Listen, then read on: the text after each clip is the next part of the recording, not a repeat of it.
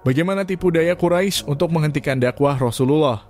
Setelah Hamzah bin Abdul Muthalib dan Umar bin Al-Khattab memeluk Islam, Quraisy semakin gelisah. Mereka tidak bisa lagi menggunakan ancaman fisik tanpa perlawanan. Sebagai gantinya, mereka mencoba cara yang lebih halus membujuk Rasulullah dengan kekayaan, kekuasaan, dan kerajaan.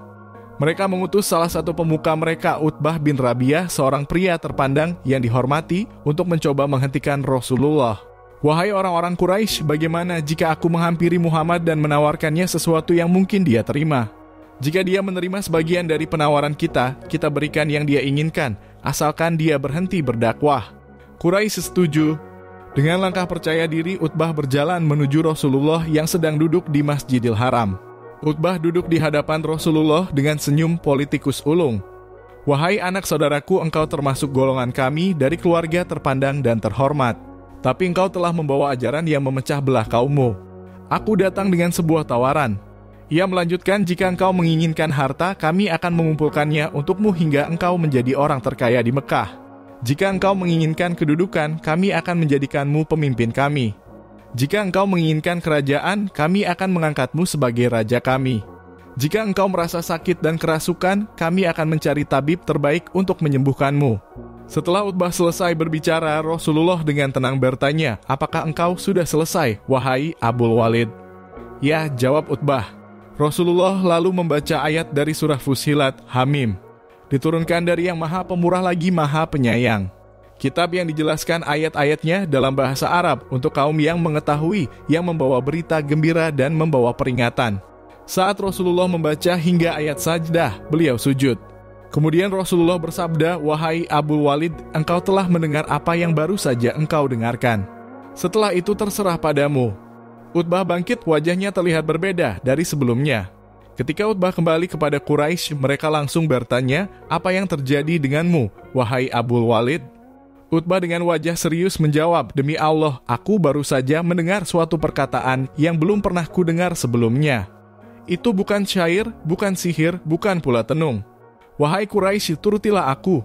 Biarkanlah Muhammad dengan urusannya. Jika bangsa Arab menerimanya, maka kita tidak membutuhkan bangsa lain. Jika dia berkuasa, maka kita semua akan menjadi bagian dari kejayaannya. Mereka pun berteriak, demi Allah, lidah Muhammad telah menyihirmu, wahai Abul Walid. Namun, Utbah tetap diam. Ia tahu apa yang ia dengar barusan bukanlah sekadar kata-kata biasa. Sementara itu, Abu Thalib semakin khawatir dengan konspirasi Quraisy terhadap keponakannya. Ia mengingat semua upaya mereka untuk membunuh Rasulullah, mereka mengancamnya secara langsung. Mereka menawarkan pertukaran dengan Amarah bin Al-Walid. Abu Jahal pernah mencoba melempar batu besar ke kepala Rasulullah. Uqbah bin Abu Mu'id pernah menjerat leher Rasulullah dengan kain. Akhirnya Abu Thalib memanggil semua keluarga Bani Hashim dan Bani Al-Muthalib untuk bersatu melindungi Rasulullah. Muslim maupun yang masih kafir bersatu dalam persaudaraan. Namun, ada satu orang yang menolak Abu Lahab. Ia malah berpihak kepada Quraisy.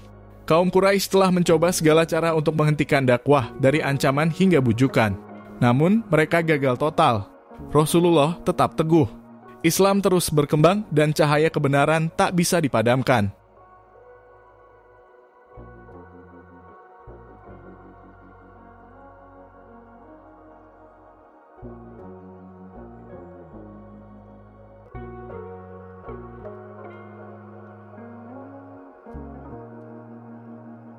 Bagaimana tipu daya Quraisy untuk menghentikan dakwah Rasulullah? Setelah Hamzah bin Abdul Muthalib dan Umar bin Al-Khattab memeluk Islam, Quraisy semakin gelisah. Mereka tidak bisa lagi menggunakan ancaman fisik tanpa perlawanan. Sebagai gantinya, mereka mencoba cara yang lebih halus membujuk Rasulullah dengan kekayaan, kekuasaan, dan kerajaan. Mereka mengutus salah satu pemuka mereka, Utbah bin Rabi'ah, seorang pria terpandang yang dihormati, untuk mencoba menghentikan Rasulullah. Wahai orang-orang Quraisy, bagaimana jika aku menghampiri Muhammad dan menawarkannya sesuatu yang mungkin dia terima? Jika dia menerima sebagian dari penawaran kita berikan yang dia inginkan, asalkan dia berhenti berdakwah. Quraisy setuju. Dengan langkah percaya diri, Utbah berjalan menuju Rasulullah yang sedang duduk di Masjidil Haram. Utbah duduk di hadapan Rasulullah dengan senyum politikus ulung. Wahai anak saudaraku, engkau termasuk golongan kami dari keluarga terpandang dan terhormat. Tapi engkau telah membawa ajaran yang memecah belah kaummu. Aku datang dengan sebuah tawaran. Ia melanjutkan, jika engkau menginginkan harta, kami akan mengumpulkannya untukmu hingga engkau menjadi orang terkaya di Mekah. Jika engkau menginginkan kedudukan, kami akan menjadikanmu pemimpin kami. Jika engkau menginginkan kerajaan, kami akan mengangkatmu sebagai raja kami. Jika engkau merasa sakit dan kerasukan, kami akan mencari tabib terbaik untuk menyembuhkanmu. Setelah Utbah selesai berbicara, Rasulullah dengan tenang bertanya, apakah engkau sudah selesai, wahai Abul Walid? Ya, jawab Utbah. Rasulullah lalu membaca ayat dari surah Fussilat, Hamim. Diturunkan dari yang maha pemurah lagi maha penyayang. Kitab yang dijelaskan ayat-ayatnya dalam bahasa Arab untuk kaum yang mengetahui, yang membawa berita gembira dan membawa peringatan. Saat Rasulullah membaca hingga ayat sajdah, beliau sujud. Kemudian Rasulullah bersabda, wahai Abul Walid, engkau telah mendengar apa yang baru saja engkau dengarkan. Setelah itu terserah padamu. Utbah bangkit, wajahnya terlihat berbeda dari sebelumnya. Ketika Utbah kembali kepada Quraisy, mereka langsung bertanya, apa yang terjadi denganmu, wahai Abul Walid? Utbah dengan wajah serius menjawab, demi Allah, aku baru saja mendengar suatu perkataan yang belum pernah kudengar sebelumnya. Itu bukan syair, bukan sihir, bukan pula tenung. Wahai Quraisy, turutilah aku.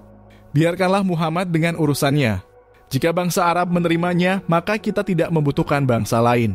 Jika dia berkuasa, maka kita semua akan menjadi bagian dari kejayaannya. Mereka pun berteriak, demi Allah, lidah Muhammad telah menyihirmu, wahai Abul Walid. Namun, Utbah tetap diam. Ia tahu apa yang ia dengar barusan bukanlah sekadar kata-kata biasa. Sementara itu, Abu Thalib semakin khawatir dengan konspirasi Quraisy terhadap keponakannya. Ia mengingat semua upaya mereka untuk membunuh Rasulullah, mereka mengancamnya secara langsung. Mereka menawarkan pertukaran dengan Amarah bin Al-Walid. Abu Jahal pernah mencoba melempar batu besar ke kepala Rasulullah. Uqbah bin Abu Mu'id pernah menjerat leher Rasulullah dengan kain. Akhirnya Abu Thalib memanggil semua keluarga Bani Hashim dan Bani Al-Muttalib untuk bersatu melindungi Rasulullah. Muslim maupun yang masih kafir bersatu dalam persaudaraan. Namun, ada satu orang yang menolak Abu Lahab. Ia malah berpihak kepada Quraisy. Kaum Quraisy telah mencoba segala cara untuk menghentikan dakwah dari ancaman hingga bujukan. Namun, mereka gagal total. Rasulullah tetap teguh. Islam terus berkembang dan cahaya kebenaran tak bisa dipadamkan.